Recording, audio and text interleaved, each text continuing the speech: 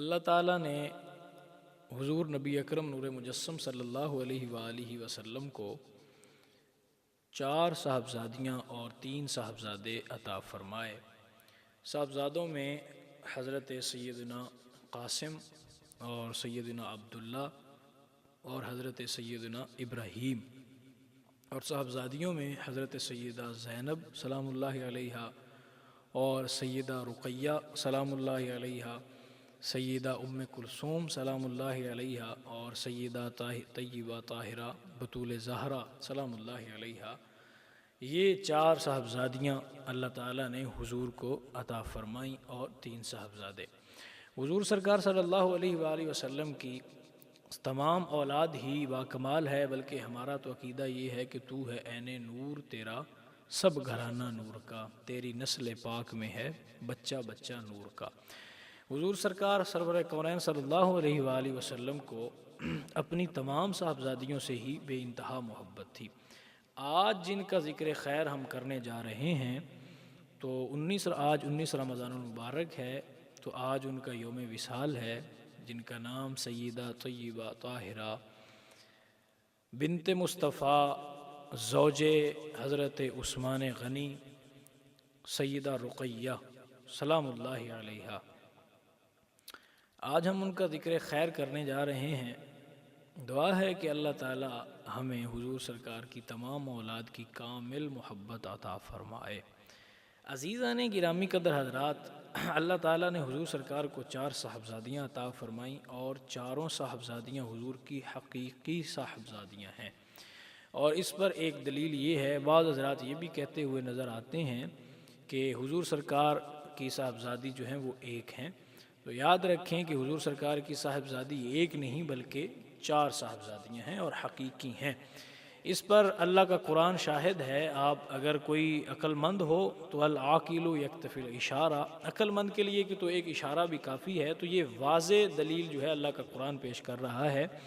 کہ ایک آیت ہے، اللہ فرماتے ہیں یا ایھا النبی قل لازواجک وبناتک ونساء المؤمنین۔ تو یہاں جو بناتک کا صیغہ ہے یہ جمع کا صیغہ ہے، اور جو اہل علم ہیں وہ جانتے ہیں کہ جمع کا صیغہ ایک کے لیے تھوڑی بولا جاتا ہے، اور جو انہوں نے گرامر پڑھی ہے وہ جانتے ہیں کہ ایک جو ہے اس کے لیے واحد کا صیغہ ہوگا، 2 کے لیے تثنیہ کا ہوگا، اور 3 یا 3 سے زیادہ جو ہیں ان کے لیے جمع کا صیغہ بولا جائے گا۔ تو اب یہاں فرمایا گیا کہ یا ایھا النبی قل لازواجک وبناتک ونساء المؤمنین، کہ آپ اپنی بیٹیوں کو، تو یہاں یہ نہیں کہا گیا کہ بیٹی، یہ کہا گیا بیٹیاں، تو یہ اس سے واضح اشارہ ہے کہ حضور سرکار کی صاحبزادیاں 4 ہیں۔ ان میں سے سب سے بڑی سیدہ زینب اور ان کے بعد سیدہ رقیہ سلام اللہ علیہا، ان کا نکاح میرے نبی پاک صلی اللہ علیہ وآلہ وسلم نے حضرت عثمان غنی، جنہیں ذو النورین کہا جاتا ہے، جن کے ساتھ بعد میں حضرت رقیہ آپ سے چھوٹی صاحبزادی سیدہ ام کلثوم رضی اللہ تعالی عنہا و سلام اللہ علیہا، آپ کا نکاح بھی ہوا۔ تو جب 2 نور اکٹھے ہوئے، یعنی ایک حضور سرکار کی صاحبزادی بھی نکاح میں آئی، پھر دوسری، تو اس پر آپ کو ذو النورین یعنی 2 نوروں والا کہا جاتا ہے۔ تو آپ کو حضور سرکار صلی اللہ علیہ وآلہ وسلم کی صاحبزادی کے ساتھ اللہ تعالیٰ کی مرضی سے اور اللہ کی عطا سے میرے حضور صلی اللہ علیہ وآلہ وسلم نے اپنی اس صاحبزادی کا نکاح ان سے فرمایا۔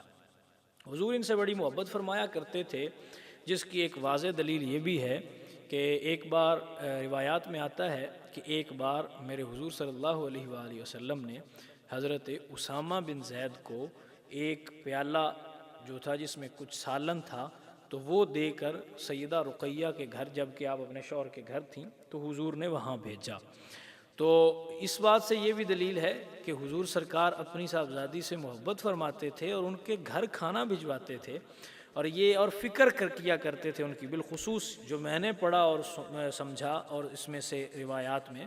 کہ حضور سرکار اپنی صاحبزادی کی بڑی فکر رکھتے تھے اور فکر مند رہا کرتے تھے۔ تو حضور نے ان کے لیے وہ سالن جو تھا وہ بھیجا، اور ان کو بھیجا اور اس پہ خوش ہوئے۔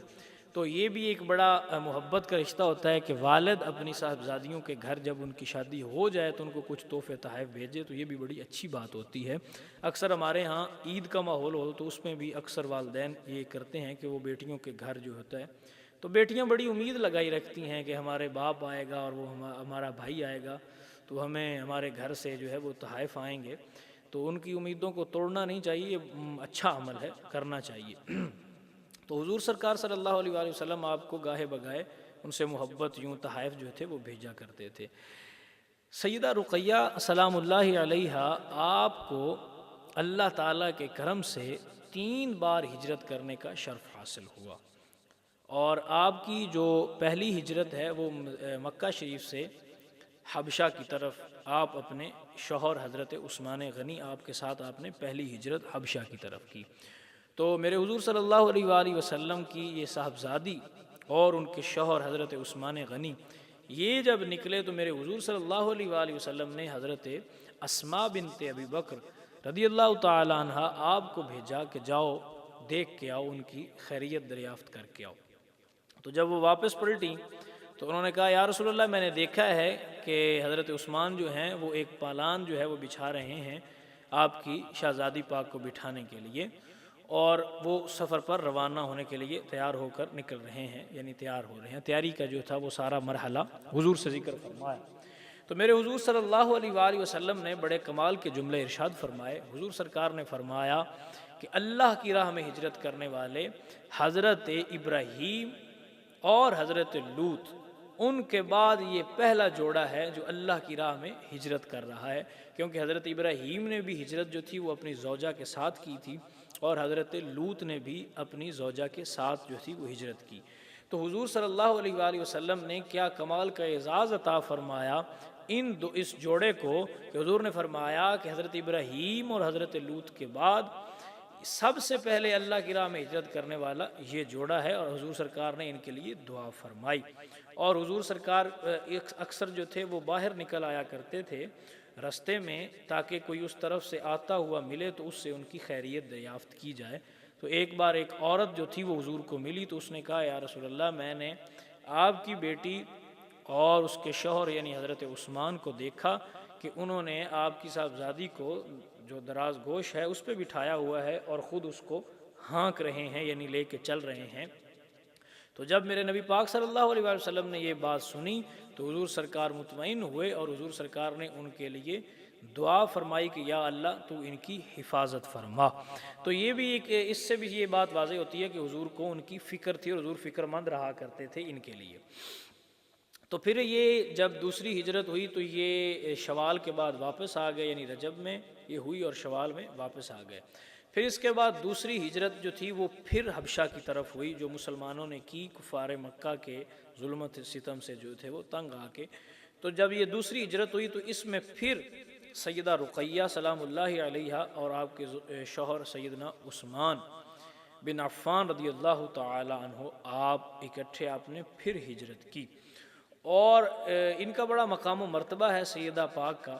آپ پھر وہاں ہجرت کی، اور ابھی آپ حبشہ میں ہی تھے کہ حضور صلی اللہ علیہ وآلہ وسلم نے مکہ سے مدینہ میں ہجرت کی، اور جب یہ خبر ملی کہ حضور نے مکہ سے مدینہ میں ہجرت کی ہے تو پھر انہوں نے تیسری ہجرت کی، یعنی پہلی ہجرت جو تھی وہ مکہ سے حبشہ، پھر دوسری ہجرت مکہ سے حبشہ، اور پھر تیسری حبشہ سے مدینہ۔ تو یہ سعادت بھی انہی کو حاصل ہے جنہوں نے 3 بار ہجرت جو ہے جوڑے نے ہجرت کی اسلام کی راہ میں۔ تو حضرت عثمان نے جب دوسری ہجرت کرنے لگے تو تب عرض کی کہ یا رسول اللہ کہ میں نے پہلے بھی جب ہجرت کی تو آپ کی رفاقت نصیب نہ ہوئی، تو اب دوسری ہجرت کر رہے ہیں تو بھی آپ کی رفاقت نصیب نہیں ہو رہی۔ تو آپ نے فرمایا کہ بے شک تو اللہ اور میری طرف ہجرت کر رہا ہے، یعنی اللہ کی طرف ہجرت کر رہا ہے اور میری طرف ہی ہجرت کر رہا ہے۔ تو اب یہ بات بھی یاد رکھیں کہ کہا گیا کہ انما الاعمال بالنیات، کہ اعمال کا دار و مدار تو نیتوں پر ہے، اور نیتوں کا حال تو اللہ بہتر جانتا ہے۔ ہم جو کام کرتے ہیں، نماز پڑھتے ہیں، تو اس کا فیصلہ اللہ کرے گا کہ ہم نے یہ صحیح کیا یا ہم نے یہ غلط کیا یا ہم نے یہ ریاکاری کی، مگر ہمارے پاس کوئی سند نہیں ہے کہ واقعی یہ ہم نے اللہ اور اس کے رسول کے لیے کیا۔ مگر حضرت عثمان اور سیدہ رقیہ سلام اللہ علیہا ان کی ہجرت پر حضور سرکار کی یہ گواہی ہے کہ انہوں نے اللہ کے لیے اور رسول اللہ صلی اللہ علیہ وآلہ وسلم کے لیے ہی ہجرت کی۔ تو پھر تیسری ہجرت آپ نے، جب حضور پہنچ گئے تو آپ بھی مدینہ شریف تشریف لے آئے۔ تو سیدہ رقیہ سلام اللہ علیہا، آپ میرے محبوب صلی اللہ علیہ وآلہ وسلم کی محبوب شہزادی تھی، اور دوسرے نمبر پر سب سے بڑی سیدہ زینب تھیں، اور ان کے بعد سیدہ رقیہ تھیں۔ تو حضور سرکار صلی اللہ علیہ وآلہ وسلم جب یہ معرکہ حق و باطل 17 رمضان المبارک، جو کہ ہم پہلے بیان کر چکے، جمعہ میں بھی اور درس میں بھی بیان کیا، اب آپ سن چکے ہیں، تو اس معرکہ حق و باطل یعنی غزوہ بدر میں جانے سے پہلے 12 رمضان المبارک کو سیدہ رقیہ آپ کی طبیعت کچھ ناساز ہوئی، تو میرے حضور صلی اللہ علیہ وآلہ وسلم نے حضرت عثمان کو یہ حکم دیا، جو کہ آپ کے شوہر تھے، کہ آپ ان کے ساتھ یہاں رکیں، ان کی تیمارداری کریں اور ان کا خیال رکھیں کیونکہ یہ بیمار ہیں۔ تو حضرت عثمان رک گئے۔ پھر حضرت عثمان جو تھے وہ ان کی تیمارداری کرتے رہے اور ان کا خیال رکھتے رہے۔ پھر حضور سرکار جو تھے وہ جنگ کے لیے گئے۔ اللہ تعالیٰ نے مسلمانوں کو جو فتح و کامرانی عطا فرمائی، جو کہ ہم ذکر کر چکے ہیں، تو حضور سرکار سرور کونین صلی اللہ علیہ وآلہ وسلم آپ نے جب فتح ہو گئی تو حضور صلی اللہ علیہ وآلہ وسلم نے حضرت زید بن حارثہ رضی اللہ تعالیٰ عنہ آپ کو مدینہ میں خوشخبری دینے کے لیے بھیجا۔ تو آپ خوشخبری دینے کے لیے آئے، جو ہی پہنچے تو اس سے پہلے ہی آپ سیدہ رقیہ آپ کا وصال ہو چکا تھا، اور آپ کی تدفین کا عمل مکمل ہو چکا تھا، اور ابھی لوگوں کے ہاتھوں پہ گرد و غبار تھا، یعنی وہ جو مٹی تھی وہ ابھی تھی، یعنی تدفین کے آثار ابھی ہاتھوں پہ تھے۔ تو سید حضرت زید بن حارثہ آپ آئے اور 19 رمضان المبارک کو آپ پہنچے۔ تو 19 رمضان المبارک کو بنت مصطفیٰ سیدہ طیبہ طاہرہ سیدہ رقیہ سلام اللہ علیہا آپ کا وصال مبارک ہوا، اور حضرت زید بن حارثہ جب پہنچے تو آپ کو یہ خبر ملی، تو حضور سرکار صلی اللہ علیہ وآلہ وسلم کے آتے ہی آپ کو یہ اطلاع دی گئی، تو میرے حضور آپ کی قبر انور پر آئے اور آپ کو بقیع شریف میں جو ہے وہ دفن کیا گیا۔ تو وہاں حضور نے پھر ان کے لیے دعا فرمائی، اور حضور سرکار ان کے جانے پہ غمگین ہوئے۔ سیدہ رقیہ سلام اللہ علیہا کی بطن اطہر سے حضرت عثمان کے ہاں ایک بیٹا پیدا ہوا، جن کا نام عبداللہ رکھا گیا۔ حضور صلی اللہ علیہ وآلہ وسلم کا ارشاد گرامی ہے کہ اللہ تعالیٰ کو 2 نام جو ہے وہ سب سے زیادہ پسند ہیں، ایک عبداللہ اور ایک عبد الرحمن۔ تو آپ کا نام جو تھا وہ عبداللہ رکھا گیا۔ 2 ہجری میں آپ کا وصال ہوا سیدہ رقیہ کا۔ تو آپ میں سے ایک ہی صاحبزادے تھے، تو آپ کی عمر مبارک جو تھی وہ 6 سال تھی۔ تو آپ کے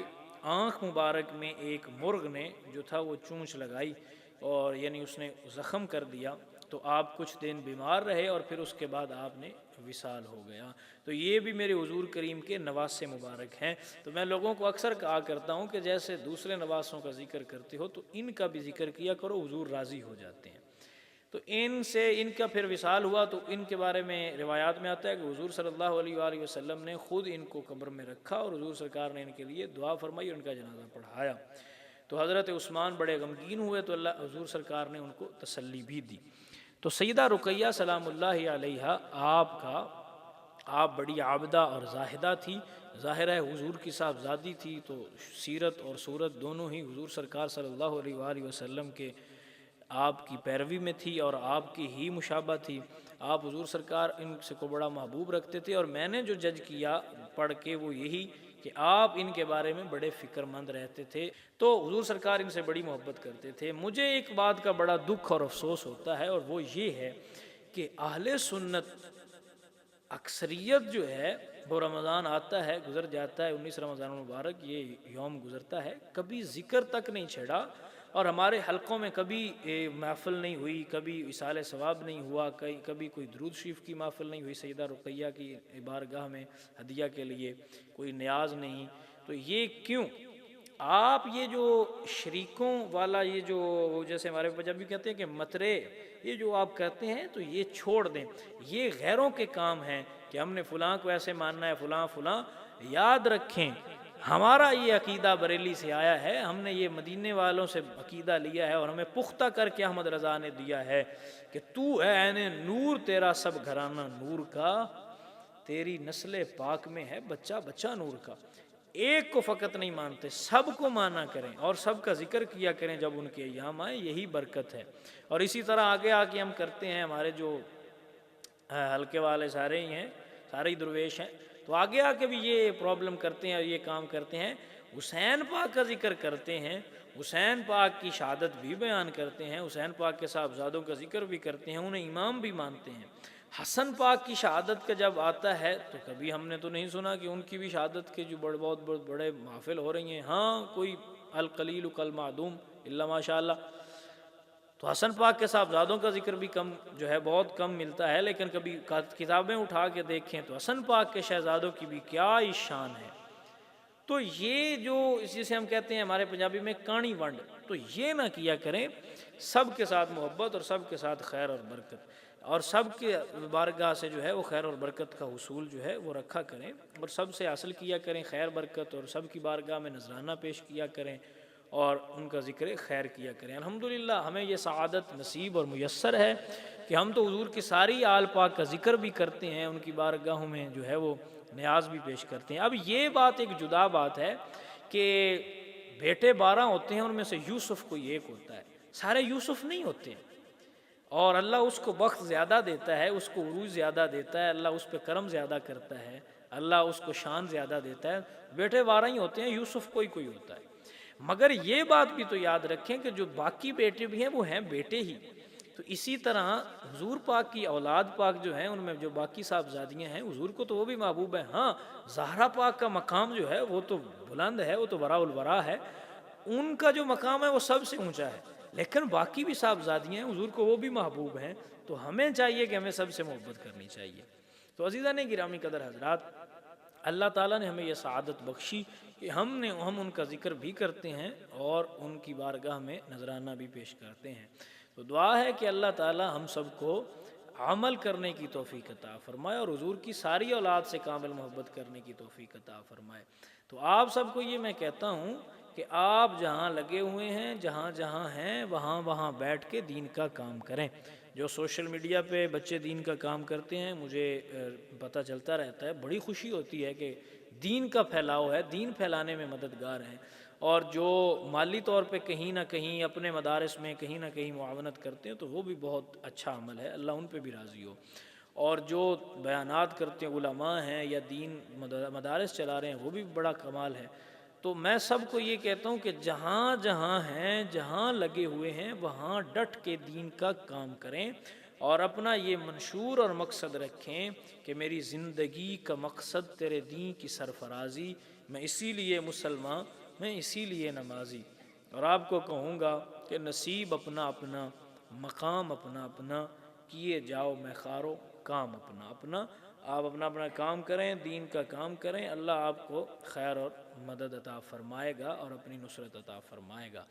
اللہ ہم سب پہ راضی ہو، اللہ ہم سب کو جزائے خیر عطا فرمائے، اور اللہ ہم سب کا سننا اپنی بارگاہ میں قبول فرمائے، بیٹھنا قبول فرمائے۔ وآخر دعوانا الحمدللہ رب العالمین۔